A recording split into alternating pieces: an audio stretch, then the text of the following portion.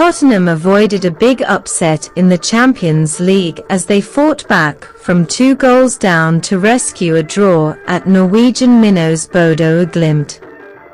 Spurs, who beat this team home and away on their way to winning the Europa League last season, were second best for large periods and fell behind early in the second half when Jens Petter Hauge curled a strike into the far corner.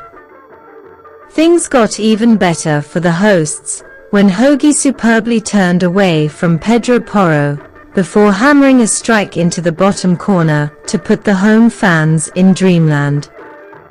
But Mickey van de Ven gave Spurs hope when he powerfully headed in Porro's cross, and Destiny Udeji crashed a header against the crossbar as they pushed for a leveller.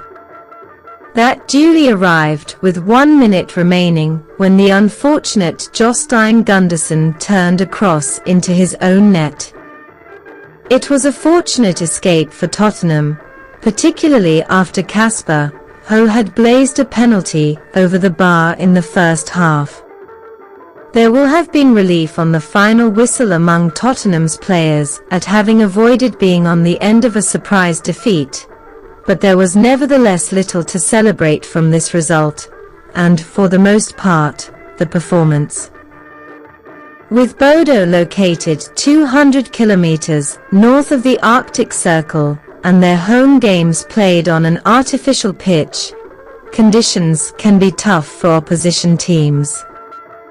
But Tottenham played here in May and secured a routine 2-0 win on their way to winning the Europa League, and it is difficult to point to the conditions as a reason for what was a lackluster display for most of the match. Spurs struggled to create chances or put together decent moves in the final third, and were too reliant on their defense to hold out an enthusiastic and confident Bodo the Glimt side in the first half.